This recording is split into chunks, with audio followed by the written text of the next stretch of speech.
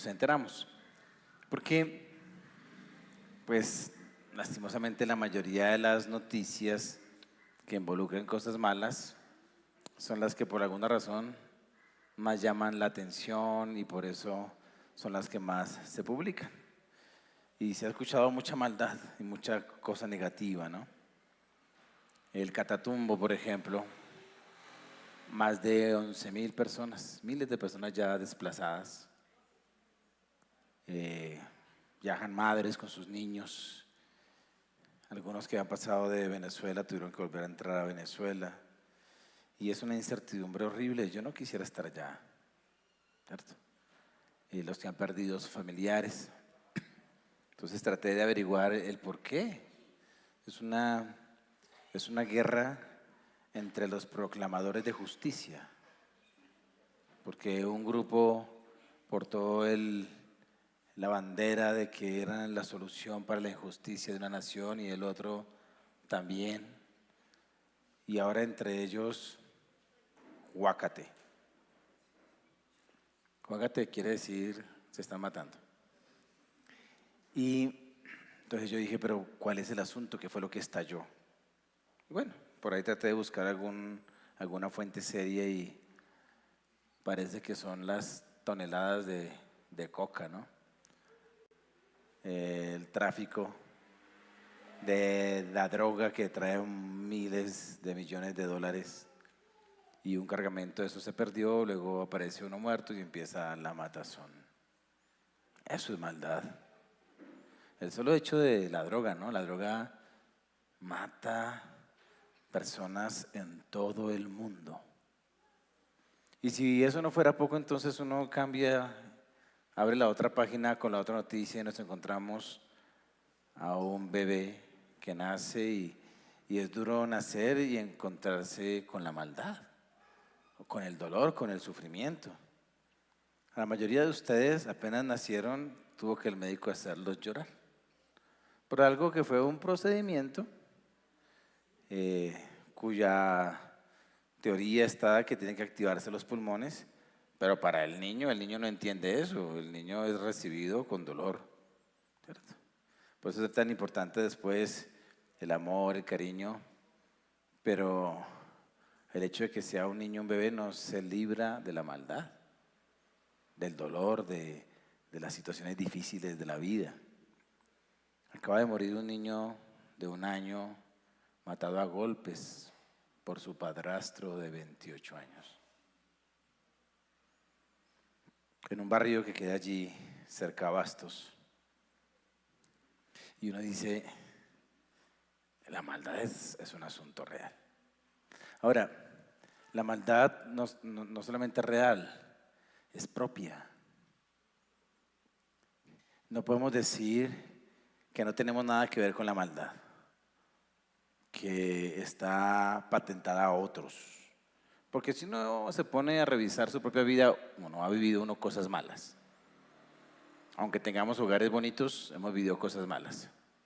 Y muy pronto, el niño o la niña, por más cuidados y más sanos que hayan sido criados en su hogar, se va a enfrentar con la maldad de su propia vida. Por eso tú ves los niños pequeñitos peleando por un juguete, mandando la mano, mordiendo. Eso ya es agresividad. Agresividad nivel bebé. Lo que vemos allá en la frontera es agresividad nivel Catatumbo, que es esta maldad aumentada, pero que tuvo origen en nuestra naturaleza pecaminosa. Todo mundo se encuentra con la maldad, ¿por qué? Porque venimos con esa maldad dentro de nosotros. Así que ustedes que están aquí, nacieron malos. Ese dicho de que el hombre nace bueno y la sociedad lo corrompe no es cierto. El hombre nace corrompido o corrupto. Y es como una bolita de nieve pequeñita, tierna de peluchito, pero cuando empieza a rodar los años, comienza a traer y a traer y a traer una serie de cosas. Por eso, cuando la bolita que se echó a rodar de pecado tiene 3 años, pues Aún las pataletas se ven a veces hasta tiernas. Pero ve tú a mirar una ya de 15 años, 17, 20, 30 y vas a ver un asunto avanzado de maldad. Y no se trata esta noche de mirar si los del Catatumbo son más malos que nosotros, o aquel padre que asesinó a ese bebé. Se trata de mirar el asunto de la maldad. Por eso hay un segundo nacimiento que es necesario.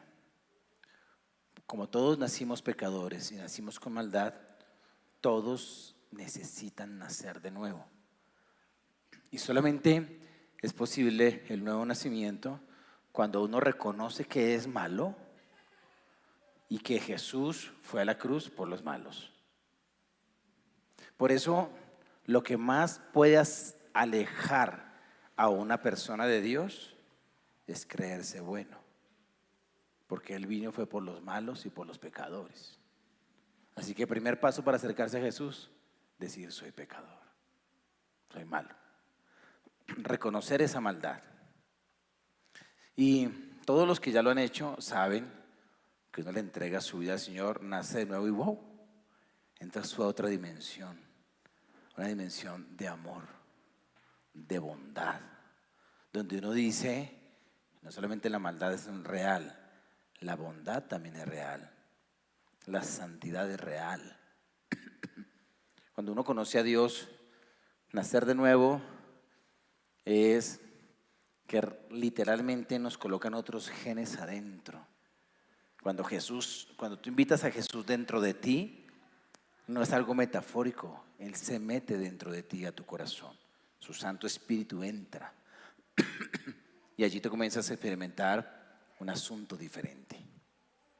Allí surge la fe, la esperanza, el amor, de aquellas cosas tan lindas que hoy te tienen acá.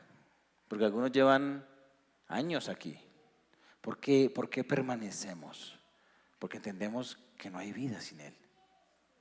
Porque hemos no solamente degustado, sino nos hemos deleitado en Él, en su presencia, en su amor, y entendemos lo que es la vida. Pero aquí entonces entra otra situación,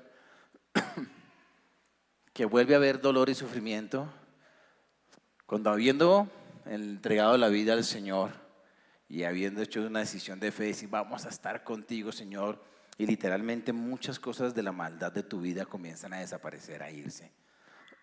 ¡Pum! De repente aparece la maldad de nuevo. Y continúa la maldad como una opción. Continúa la maldad como una posibilidad, o más bien como una realidad que está todavía ahí. Con una gran diferencia. Y es que yo antes me deleitaba en la maldad, ya no.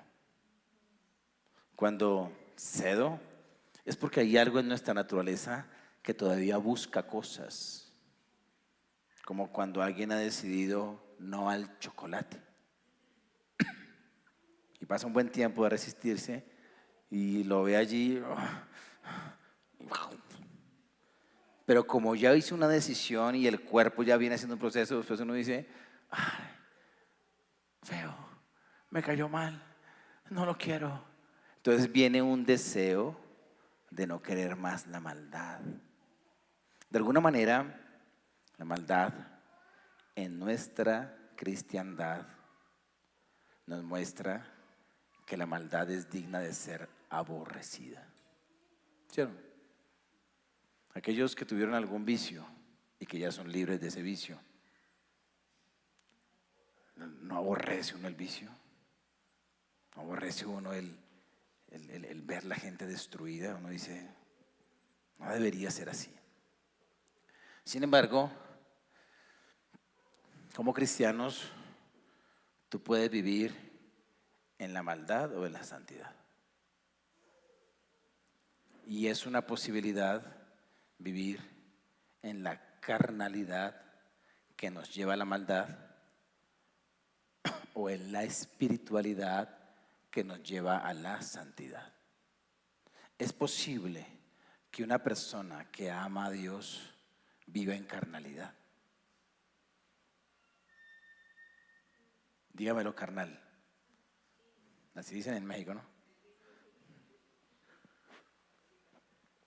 Pues vamos a mirar a un amante de Dios, no a un impío, no a un ateo, no a un incrédulo, sino a un amante de Dios. Tan marcado esto en su vida que aún su nombre significa amante de Dios, y es David. Vamos a mirar el segundo libro de Samuel, capítulo 11, versículo 1 al 5. Y vamos a mirar una opción de vida, una opción para ti como cristiano.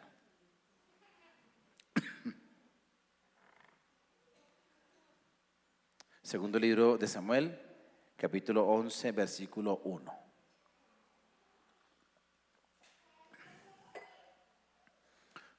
Ahí están los hechos. Ten en cuenta que es el noticiero de aquella época, que ocurrió una situación, se metió en la investigación y nos da todos los datos. En la primavera, que era la época en que los reyes, ¿quiénes? Salían de campaña. ¿Cuál rol tiene David ahí? El de rey. Él es rey. Estamos hablando de un rey, del máximo dirigente de una nación.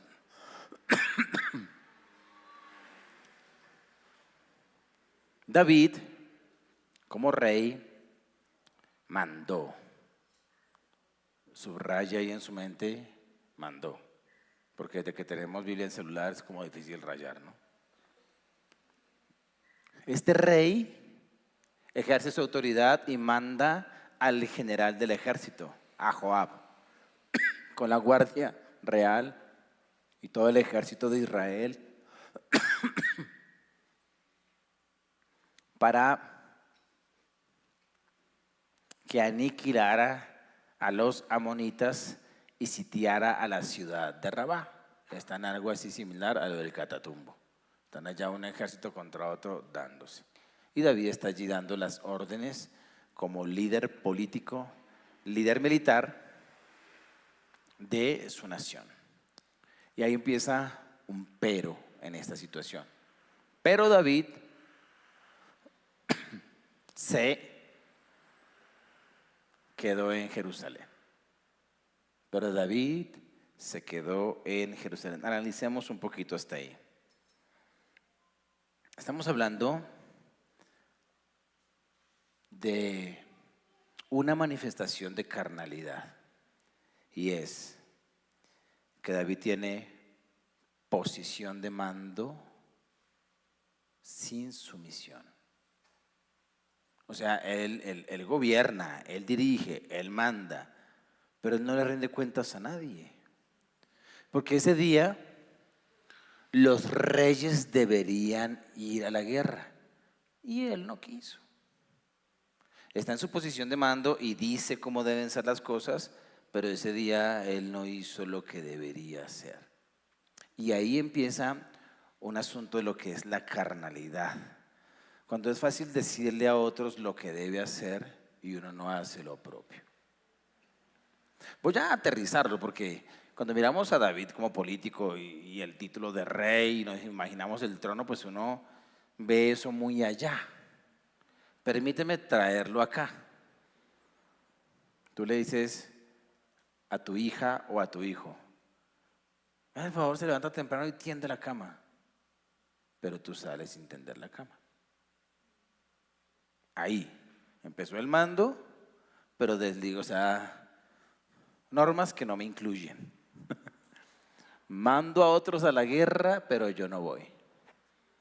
Me da el favor y se lava bien los dientes, pero yo ni la seda dental cojo. Me hace el favor y hace sus responsabilidades, pero a mí se me embolatan algunas que nadie se da cuenta, quedan para mi propia vida. Haga las tareas, pero yo no hago mis tareas. Ahí empieza otra forma de llamar al control. Soy el rey, digo, pero es una autoridad que no me gobierna. No ejerzo el autogobierno, sino hay una rebelión dentro de mí hacia lo que debo hacer. Y es muy fácil entrar en una rebelión interna, en una desobediencia, que es una de las raíces de la maldad. Cuando lo que debo hacer, no lo hago. Y algo muy importante del gobierno, del autogobierno, que es una de las cosas a las que nos manda Dios, es que cada persona debería saber definir cuál es su primer deber al levantarse, su segundo, su tercer, su cuarto, una agenda. Pero aquí David se desentiende de sus deberes y se queda en Jerusalén en un tiempo de ocio y en un tiempo de entretenimiento. Las vacaciones tienen esos ingredientes. Las vacaciones parecieran connotar un asunto donde yo cojo y suelto todo. Y soltar todo es soltar todo lo que involucra un deber. Y bienvenido todo lo que sea entretenimiento, porque estamos en vacaciones. Entonces el niño y la niña no cogen un libro porque están en vacaciones, pero sí tienen derecho desde la madrugada meterse en los videojuegos, en la televisión, en las películas, y a las 9 de la noche no se quieren dormir porque están en vacaciones y tienen que darle las 10, las 11 y las 12 porque están en vacaciones. Ahora, eso a nivel niños. Vamos a nivel catatumbo. Tu edad, tus 20, tus 30, tus 40. Cuando suelto las responsabilidades, que es una señal de carnalidad. Cuando estoy en esa dictadura del yo, donde le digo a los demás, haz esto, haz aquello, pero yo no toco lo que debo hacer.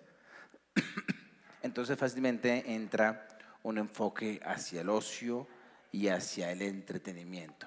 Ahí mira cómo está esta situación. David manda a Joab y al ejército, pero él se quedó. O sea, no se mandó a sí mismo. Se relajó consigo mismo. La autoridad no existió para él, para el rey. Se quedó en donde se le antojó quedarse, en Jerusalén. Mira cómo esta situación, esta bolita de nieve aumenta. Verso 2.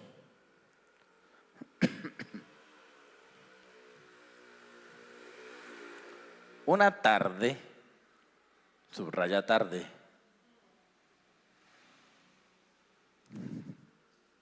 una tarde, al levantarse David, ¿de dónde? De la cama.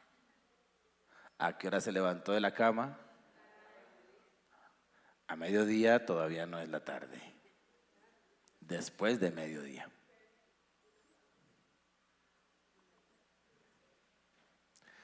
Un adolescente diría, normal. Hay mucho pecado dentro de esa palabra, normal. Normal es, ¿y qué tiene malo? No me importa, normal. Dirán los adolescentes, oh, ¿quién me mandó a venir? Una tarde, al levantarse David de la cama, comenzó a pasearse. Nota, paseo, cama extendida. Comenzó a pasearse por la azotea del palacio, a disfrutar la visión. Se podría decir que ese palacio tenía su propio mirador. Y desde allí vio a una mujer que se estaba bañando. Y esa mujer era sumamente hermosa. Sumamente hermosa. Y la vio bañándose.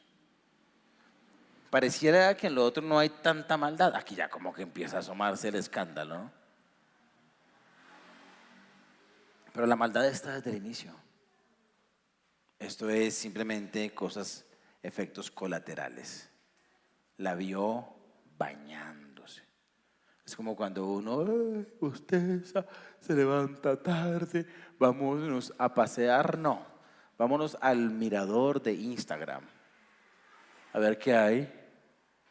Y de repente, ¡pum!, aparecen mujeres hermosas. Por eso yo no tengo Instagram, porque hay muchas viejas hermosas.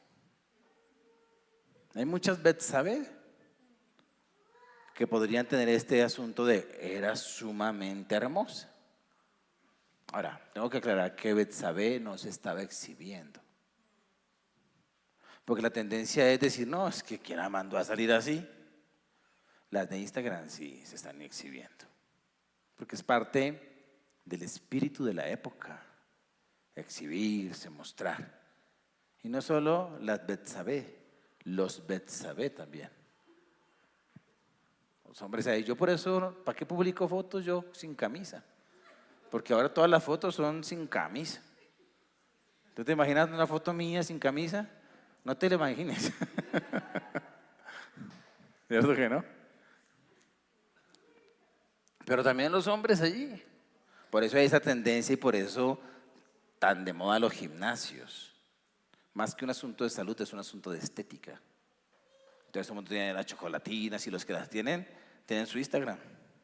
Y también se convierte en un asunto de ver cosas que no es tu responsabilidad ver, que se convierten en parte del ocio. Y si me meto en TikTok, se sube el volumen del asunto. Allí está él en su TikTok, en su Instagram, en su entretenimiento, en su ocio. Ahí está. Y la vio bañándose. Y entonces, esta mujer era sumamente hermosa y activa cosas. Sigue, por favor.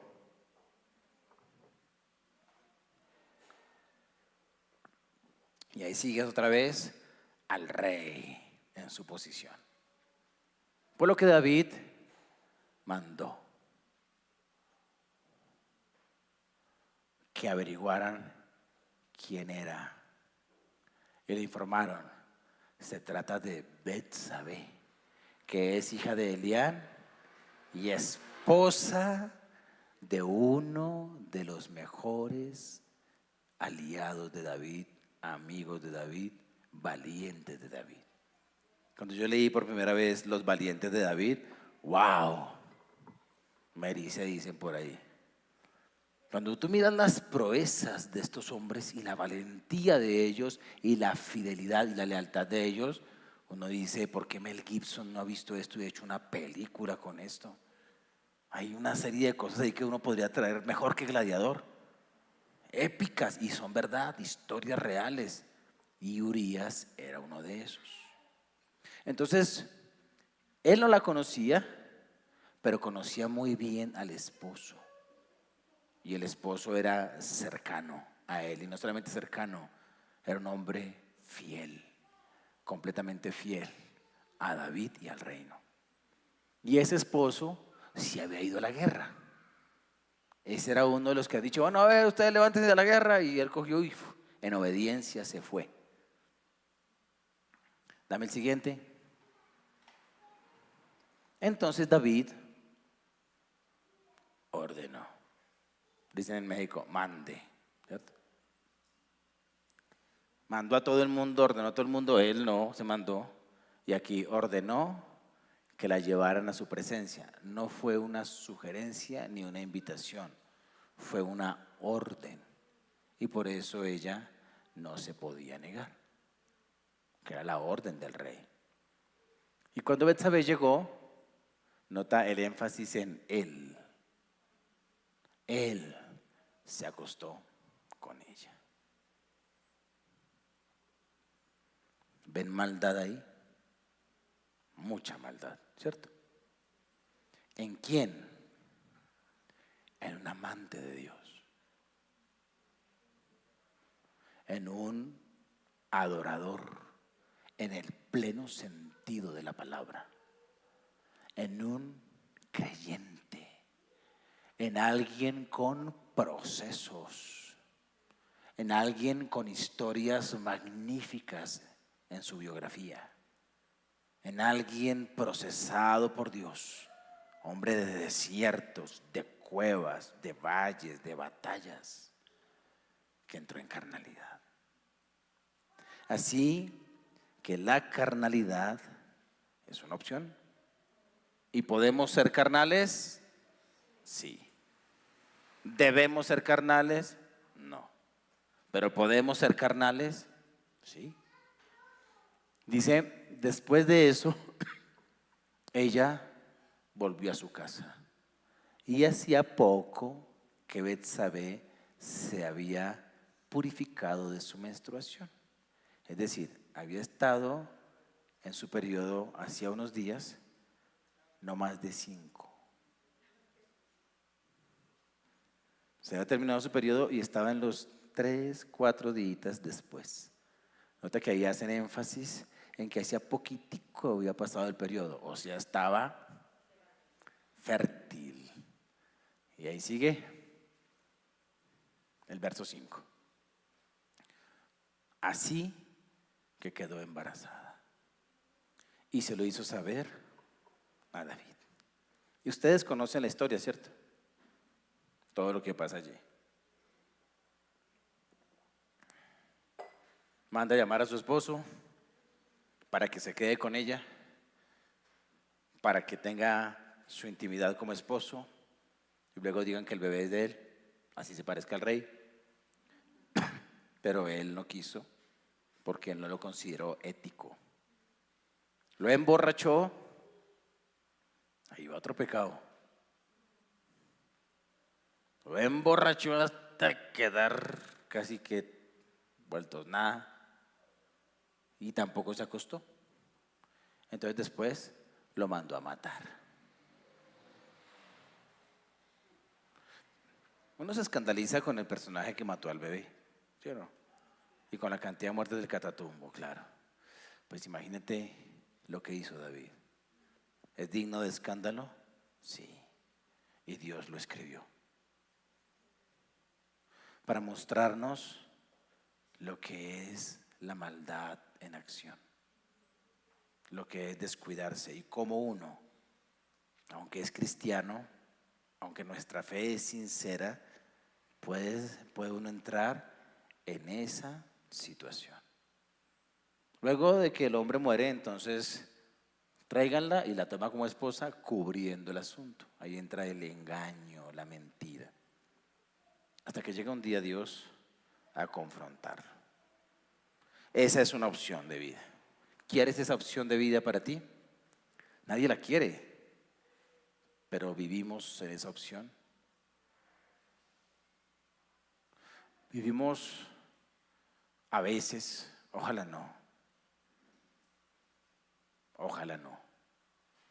pero por si acaso, en momentos donde nos levantamos tarde, donde nos dedicamos al ocio cristiano, porque es que santificamos el ocio. Sí, tal vez tú no ves películas inmorales, pero tienes otra forma de ocio que te distrae, te entretiene. Y cuando menos das cuenta, ¡pum!, aparecen esas cositas de la carne. Levantarse tarde y no tender la cama como que no tiene lío. Pero luego, más tardecito, como que empiezas tú a desear algo y está conectado con lo anterior.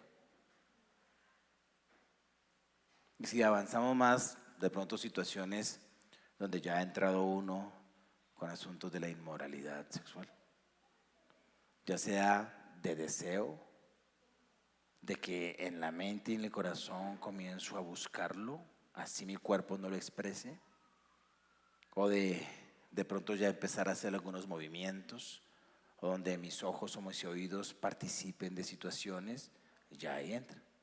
Y luego el asunto es si yo cometo o no cometo esa situación. Y obviamente, hacerlo trae muerte. Trae muerte. Esa es una opción. La carnalidad. ¿Pueden haber cristianos carnales? Sí.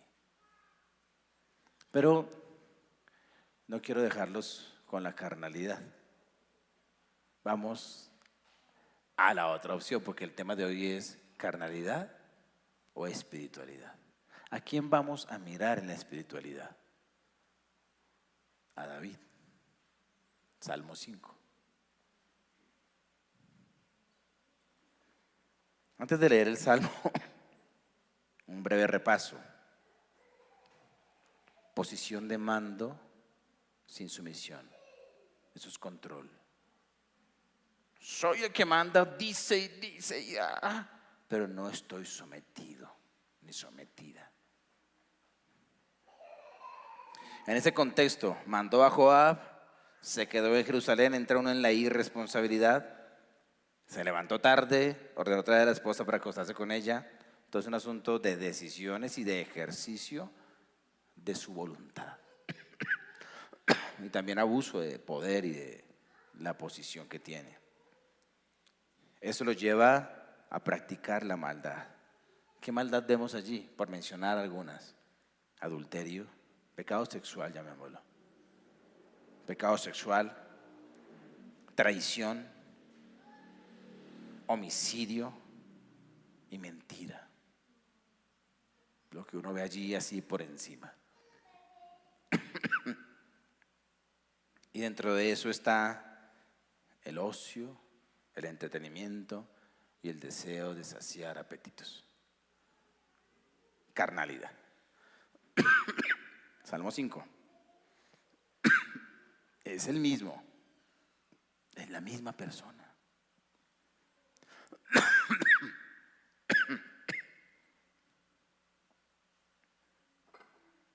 El salmo es antes del suceso.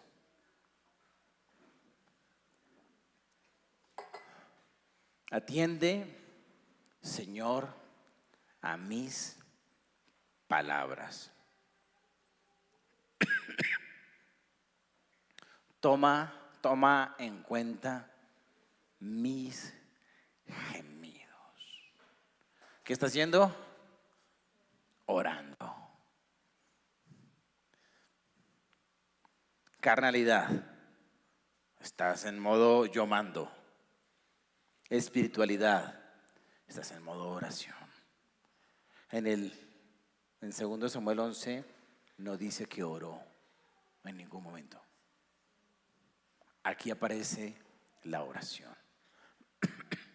Dame el siguiente. Escucha mis súplicas, Rey mío y Dios mío, porque a ti elevo mi plegaria. ¿Quién es el Rey? Dios. Y aquí Él es Rey, pero es un Rey sometido. Es un Rey que tiene un Rey. En 2 Samuel 11 es un Rey que se olvidó de su Rey, que vive como si no tuviera Rey. Detrás de un jefe cristiano hay un Señor, un Rey y un Dios mío. Detrás de un pastor, encima de un pastor, hay un Rey, hay un Señor y hay un Dios mío. Detrás de un padre de familia cristiano, hay un Rey, hay un Señor y hay un Dios mío. Detrás de una madre, hay un Rey, hay un Señor y hay un Dios mío. Detrás de un hijo cristiano, que sus padres no son cristianos, hay un Rey, hay un Señor y hay un Dios mío. Y cuando yo tengo en claro Rey, Dios y Señor,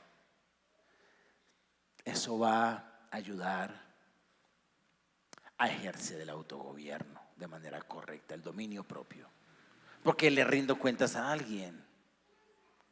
Entonces, en una corrección que yo haga a mis hijos, debo saber que hay un padre que también me está mirando a mí, un rey.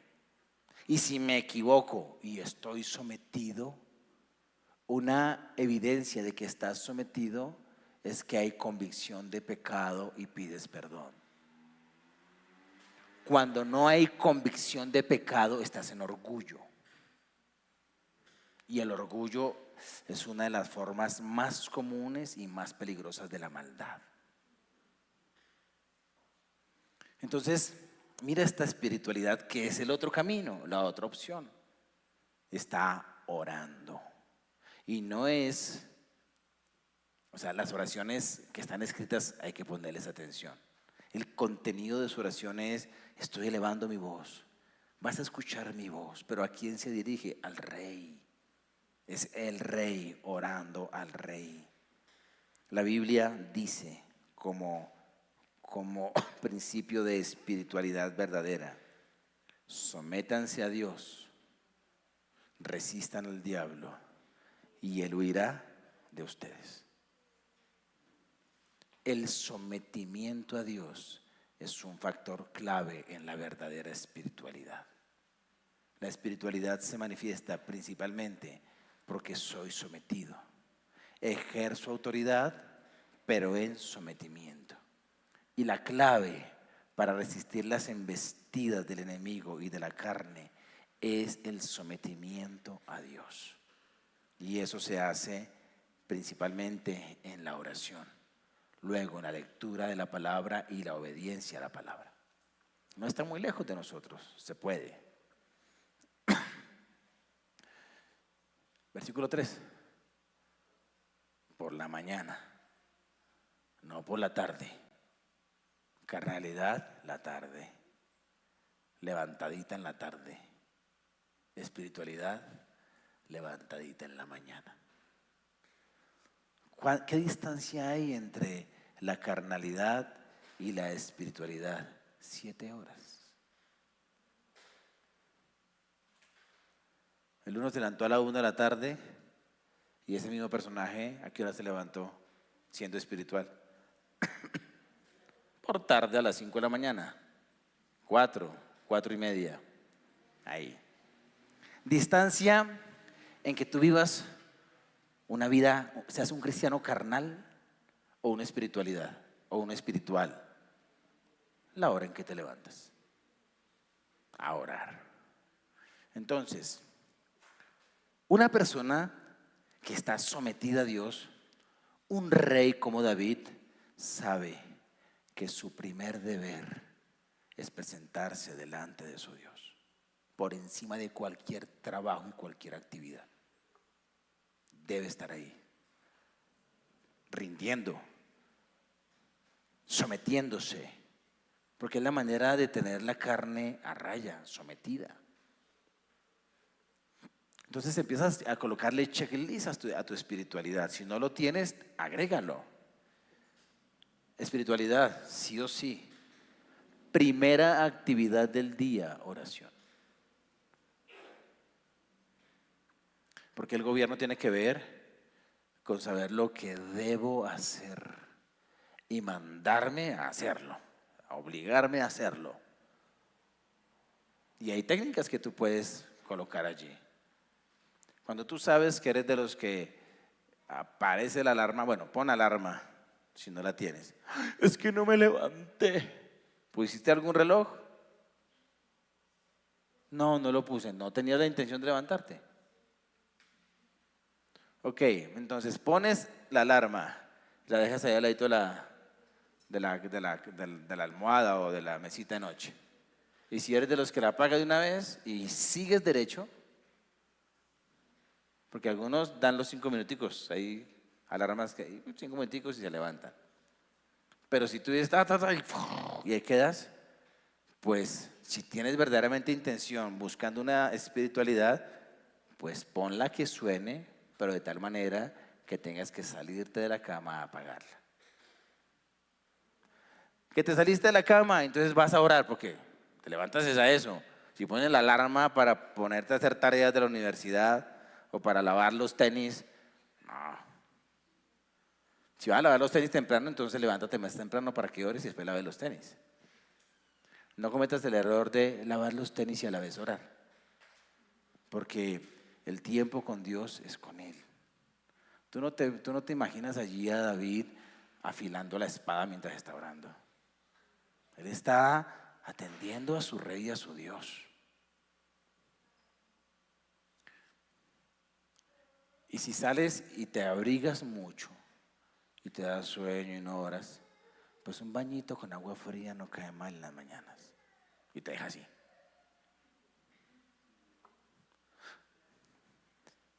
La espiritualidad no es tan compleja. Tiene que ver con cositas prácticas. Para aquel que quiere y entiende que la espiritualidad tiene que levantarse ahora en la mañana. Mucha gente y predicadores dicen, no importa la hora que ores, lo importante es que ores. Pero es que hay muchos versículos que hablan de levantarse en la mañana a orar. Es mucha la evidencia bíblica, mucha. Entonces yo le creo más a lo que dice la Biblia cuando dice de madrugada te buscaré, que a lo que diga un predicador que quiere suavizar el tema de la oración. Y es una oración que va en aumento, porque debes medir la intensidad de tu oración. Señor, escucha mis palabras, una versión más literal diría, escucha el murmullo de mi voz y luego escucha mis gritos. Escucha mi clamor. Y algo muy bueno es orar en voz alta. Tú puedes empezar con un te amo, Señor, te adoro, te bendigo. Pero es bueno que vayas subiéndole el tono a la voz. Y vas a ver que eso bendice. No te puedo explicar por qué, pero te puedo dar testimonio de que ayuda. Es como leer la palabra. Lee la palabra en voz alta. Coge el texto, mete el sentimiento y empieza a leer en voz alta y vas a ver que también es una bendición. No quiere decir que no la puedas leer mentalmente. Por la mañana te presento mis ruegos y quedo a la espera de tu respuesta. Tú no te puedes imaginar esta oración de 5 minutos. Los niños empiezan orando 5 minutos. Pero tiene que aumentar. El que lo entendió, lo entendió. Hay que irle subiendo el tiempo. Ahora, porque orar también tiene que ver con escuchar a Dios. Yo oro y espero tu respuesta. No tengo afán. O sea, no dejo que el WhatsApp me desestabilice, que el sonito ese tit, tit, tit, tit, y uno ya, no, eso hay que alejarlo. No dejo que, como me levanto a la hora adecuada y después hay que hacer responsabilidades como ir a la guerra, tomo el tiempo para poder esperar en la presencia del Señor. Es un principio. Eclesiastés dice que no te apresures a irte de su presencia. Algunos se quejan porque es que Dios no me habla, pero tú te quedas esperando su respuesta. Tú le dices, Señor, escucha mi oración, pero también aquí están mis oídos para ti. Y también es importante mostrarle a Dios el deseo y la intención de oírlo y de escucharlo. No como quien espera respuestas de emergencia. Ay, dímelo ya. Sino como quien quiere conocer su voz. Como quien quiere conocer al que está al otro lado de la línea. Como el que quiere conocer al que está al otro lado del diálogo. Porque la oración monólogo puede que te ayude a descargar el corazón, pero se pierde una parte importante. Hay que buscar oírlo. Dame el siguiente. Tú no eres un Dios que se complazca en lo malo. A tu lado no tienen cabida los malvados. David carnal hizo lista de lo malo, hizo lo malo ante los ojos de Dios durante 1 año. Porque no fue un día, eso fue una situación. No fue a la guerra, el día que no fue a la guerra, ese mismo día, no. nos muestra un periodo que incluye los planes que hizo, que incluye la crisis, el embarazo de Betsabé hasta que el niño nació, o días antes de que el niño naciera. Cuando viene la confrontación de Natán, han pasado un año donde permaneció en la lista de hacer lo malo y de la maldad. Aquí en la oración, mira cuál es la base de esta oración. Porque aquí es donde, después de decirle: Señor, escucha mi voz, dame tu respuesta, dice: tú no eres un Dios que se complazca en lo malo. La esencia de esta oración, la base de esta oración es la santidad de Dios y la justicia de Dios. Entra a orar y se encuentra con la santidad de Dios, con el reconocimiento y la relación con un Dios que le dice no a la maldad. Y cuando uno sale en las mañanas con esa convicción, porque es que tú te conviertes en aquello que adoras. Cuando tú te sometes a alguien, hay una transferencia de ese alguien hacia ti, sea para mal o para bien. Hay una transferencia. Entonces esta persona que dice: Dios no quiere lo malo, ni con él tienen cabida ni espacio los malvados. Entonces esa maldad tampoco va a tener cabida en aquel que estuvo con Dios en esa mañana.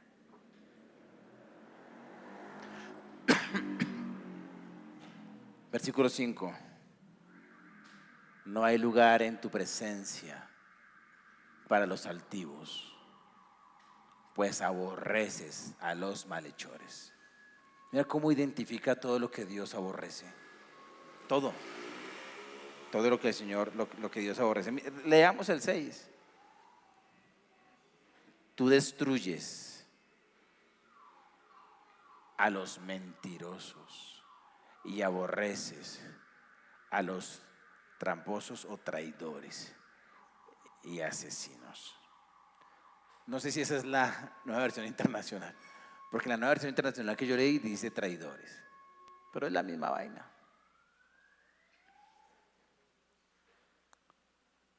¿Y qué hizo David en el segundo libro de Samuel? Traidor y asesino. Mira cómo podemos estar en las dos. Podemos estar en un asunto de: Señor, no quiero más la inmoralidad. O simplemente no orar y caer en la inmoralidad que no quiero. No quiero más la mentira, Señor, ni el engaño, ni la corrupción. Y a orar con ese Dios que detesta eso. O no orar, levantarme tarde, durar un fin de semana sin orar y caer en la mentira, en el engaño, en la corrupción. O sea, están ahí las dos opciones. Una tiene que ver con carnalidad y la otra tiene que ver con espiritualidad. Mira lo que dice el 7. Y esta es una de las bases de la espiritualidad verdadera. Pero yo, no por mi justicia ni porque qué santo soy, porque ese asunto de creerse el más santo y de ser un legalista, yo soy ayuno 10 veces a la semana y hago esto, yo sí voy allá a la oración, no es. David dice: pero yo por tu gran amor, la Reina Valera diría: por la misericordia, por tu misericordia entraré en tu casa y adoraré. Puedo entrar en tu casa por tu gran amor. Puedo postrarme reverente hacia tu santo templo. Tengo acceso a tu presencia en el temor de Dios, es lo que está diciendo. ¿Y por qué? Por el gran amor, por la misericordia de Dios. No encontramos a un espiritual orgulloso, que ese era el terrible engaño del fariseo. El fariseo creía que era espiritual, pero era un religioso orgulloso. La verdadera espiritualidad se manifiesta en un espíritu apacible y humilde, donde sabe que no nos podemos sostener si no es por su bondad y su misericordia. Y luego el 8 y último. Señor, por causa de mis enemigos, dirígeme en tu justicia, empareja delante de mí tu senda. Pide rectitud a los caminos, quiero la justicia de Dios. El camino de la espiritualidad es sumisión, y la sumisión tiene que ver con que yo no soy el rey. Hay que soltar el control. Hay que soltar el control, porque el control nos lleva a querer dirigir las cosas. Cuando Él es el Rey, el Señor y el Dios mío, todo está regulado por Él, lo que hago con el dinero, lo que hago con las relaciones, a quién frecuento, a quién no frecuento, dónde voy, me muevo para allí, me muevo para allá.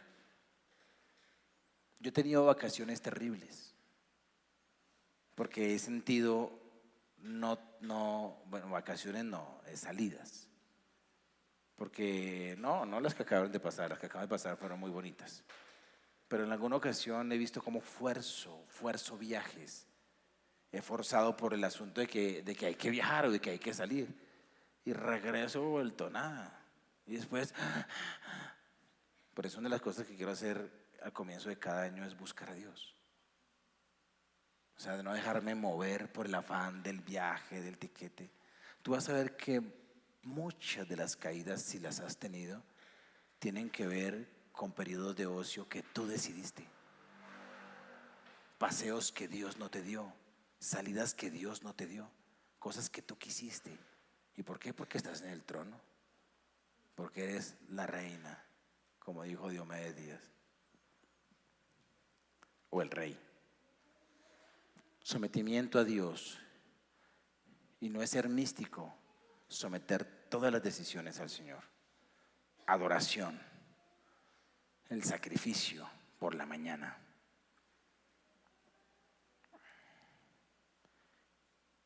La adoración por la mañana se convierte en el primer deber del adorador, y era el primer deber del rey.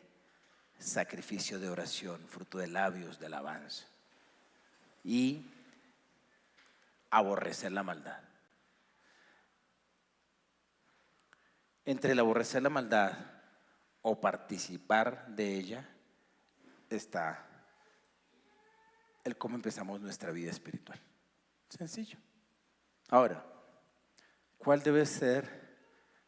Si esta palabra es de Dios, si tú dices, oiga, sí, es de Dios, y si de pronto tú dices, Dios me habló, ¿qué debes hacer?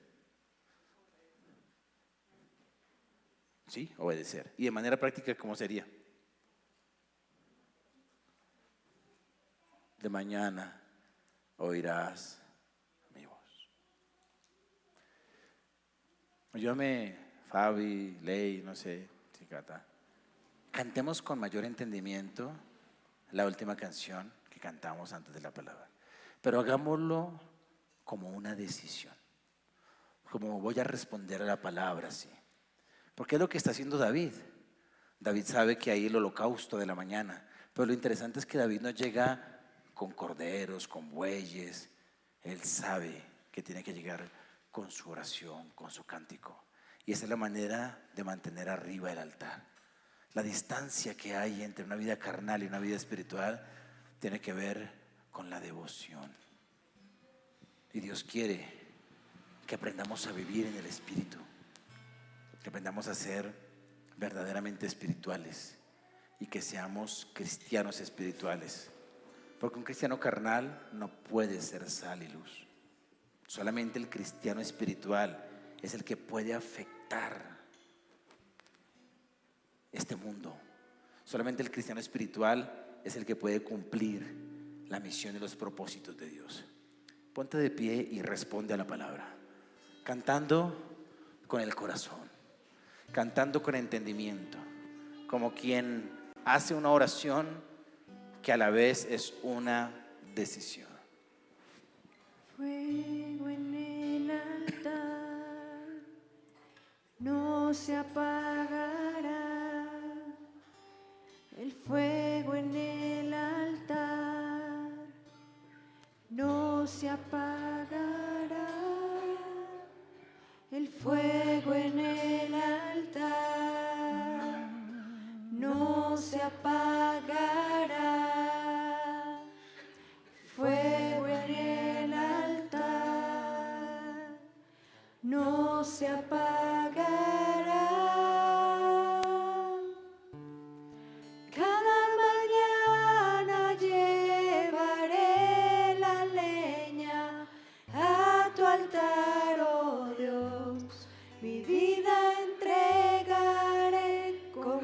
ofrenda para ti. Cada mañana buscaré tu rostro y lo encontraré, porque buscaré de todo mi corazón. Fuego en el altar no se apagará. Fuego en el altar no se apagará. Fuego en el altar no se apagará. Tu fuego en el altar no se apagará. Dile tu fuego en el altar de mi vida. No se apagará, no dejaré que esa llama se extinga, Señor. Fuego en el altar Porque yo no hago parte de esos que dice ahí el Salmo, no se apagará. de los malvados. Tú me rescataste de la maldad. Fuego en el altar Por eso mi altar necesita acercarse no se nuevamente apagará. al fuego del Señor. El Fuego en el altar no se apagará. Cada mañana llevaré la leña a tu altar, oh Dios. ¿Cómo quieres alimentarlo? ¿Cómo vas a alimentar ese fuego, ese altar de por la mañana? Cada mañana buscaré tu rostro y lo encontraré, porque buscaré de todo mi corazón. Cada mañana llevaré la leña a tu altar, oh Dios. Mi vida entregaré como una ofrenda para ti.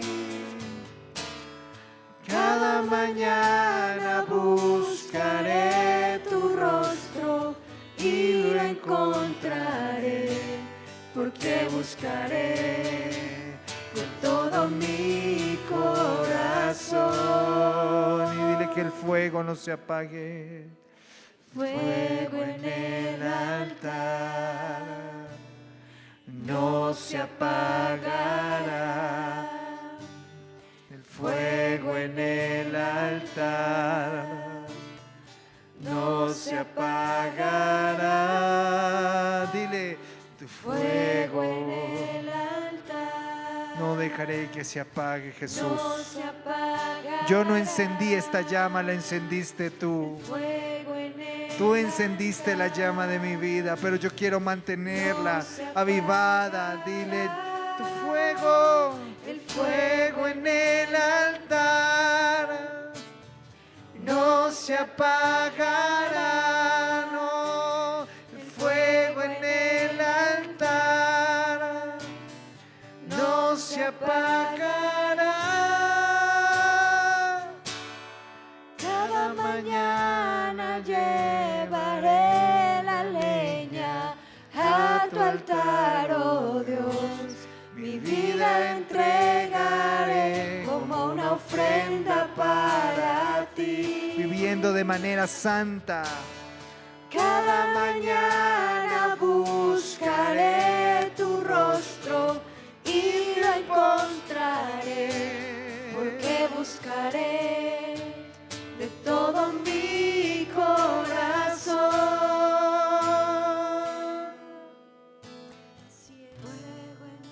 Señor, así es, Jesús. Amado Señor, sabemos que el fuego se ha apagado, pero el fuego puede encenderse otra vez. Hay que ir en la mañana con la leña y tú pones el fuego, Señor. Gracias, bendito Dios, por tu santa palabra. Ayúdanos a ponerla en práctica. En el nombre de Jesús. Amén. Y amén. Toma tu lugar, por favor. No queremos ser una iglesia sin fuego. Porque una iglesia sin fuego es una iglesia carnal. Y donde hay una iglesia carnal, hay presencia y gobierno del pecado. Y no queremos eso. ¿Cómo sabemos que el fuego no está? Cuando aparecen los efectos de la carnalidad. ¿Ahí? La oración bajita, la falta de ritmo en la oración muestra que hay carnalidad. Las otras cosas son efecto colateral, efecto dominó. Es lo que hay que buscar, una verdadera espiritualidad. Y una de las prácticas más urgentes y necesarias de una comunidad, de una iglesia, no de un pastor, porque la gente a veces cree que levantarse a orar en la mañana es un asunto del pastor, no, de la iglesia, de la comunidad que se entiende como comunidad de Dios. Una de las tareas más importantes y los hábitos es mantener la oración temprano. Y es lo que tenemos que hacer. Por eso quiero proponerle algo a las mujeres, en aras de seguirle haciendo, en aras de seguir colocando leña en el altar. Los hombres los espero el sábado. Si alguien, porque sé que hay algunos que salen a trabajar a las 5, pues allá en su casa ore de 4 a 5. Y sale a trabajar a las 4, pues ore de 3 a 4. Pero que los hombres oren.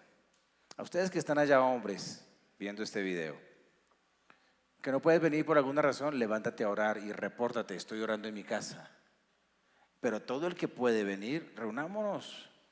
Hagamos del sábado una reunión donde la mayoría de hombres nos levantemos como David, como reyes sometidos a que se escuche nuestro murmullo y nuestros gritos en oración.